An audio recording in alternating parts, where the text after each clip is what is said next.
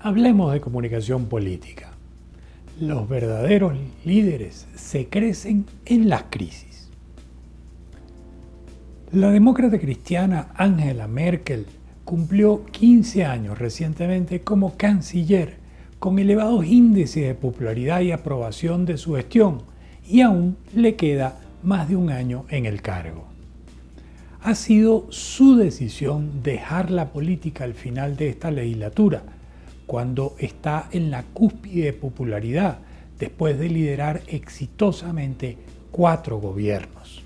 Pues, según el último sondeo de la cadena pública ARD, a principios de noviembre, Merkel gozaba del respaldo del 74% de los alemanes, es decir, 21 puntos más que en marzo, al inicio de la pandemia.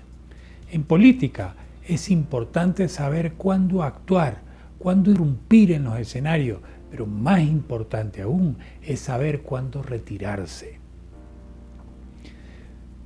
Pocos son los líderes, y por ello son verdaderamente líderes, los que tienen la capacidad de entender que no pueden hacer el efecto represa sobre los nuevos liderazgos que vienen emergiendo. Por lo tanto, una vez cumplida su misión, deben dar un paso al costado. La canciller Merkel ha sido la primera mujer, la titular más joven, la primera de Alemania del Este y la primera científica en ser canciller.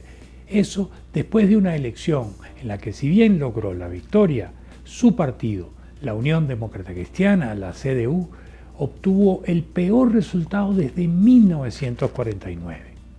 Evidentemente, no fue una óptima situación de partida para la recién estrenada canciller, y muchos llegaron a pensar que sería posiblemente un liderazgo fugaz, pero ella logra reponerse rápidamente. A pesar de que en ocasiones se viera frágil, sin grandes dotes de oratoria y explicando poco su política, fue imponiendo su estilo de liderazgo, sobrio, sosegado, pragmático, resiliente y sobre todo asertivo. Siempre dirigiéndose a los ciudadanos con franqueza, pero también generando un efecto tranquilizador para el grueso de la ciudadanía alemana. Electa por primera vez en noviembre de 2005, tuvo que afrontar en 2008 la crisis financiera internacional, para luego en 2010 afrontar la crisis del euro, también llamada crisis de la zona euro, que afectó a los países de la zona euro.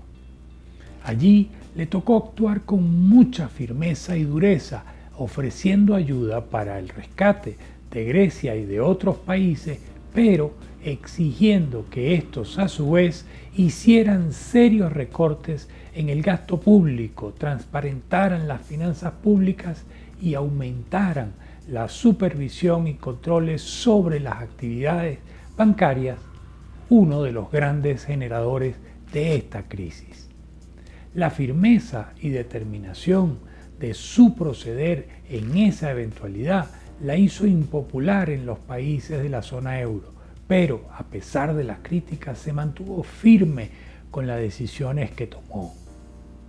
En 2015, cuando la crisis de los refugiados era un tema álgido, Merkel abrió las fronteras de Alemania a las solicitantes de asilo que huían de las guerras y conflictos en Siria, en Irak y en Afganistán, lo que se convertiría en uno de los hitos de su época de gobierno, esgrimiendo en ese momento motivos humanitarios, a pesar de la férrea oposición de algunos sectores de la sociedad alemana.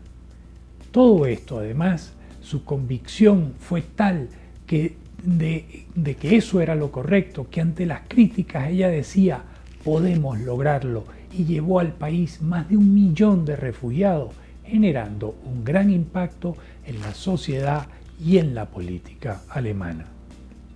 Ahora, en 2020, ha actuado con prudencia en la gestión de la pandemia del coronavirus, orientada siempre al seguimiento de las indicaciones de los científicos y hablándole con franqueza y seguridad a los alemanes, como cuando con toda crudeza en una locución nacional les dijo: se vienen tiempos bien difíciles.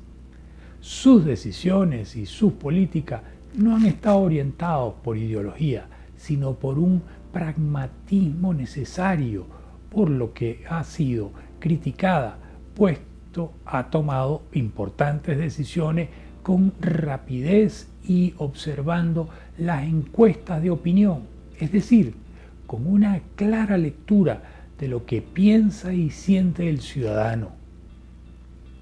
Un ejemplo de ello fue la decisión de abandonar paulatinamente la energía nuclear, decisión tomada en la primavera de 2011 tras la catástrofe de Fukushima.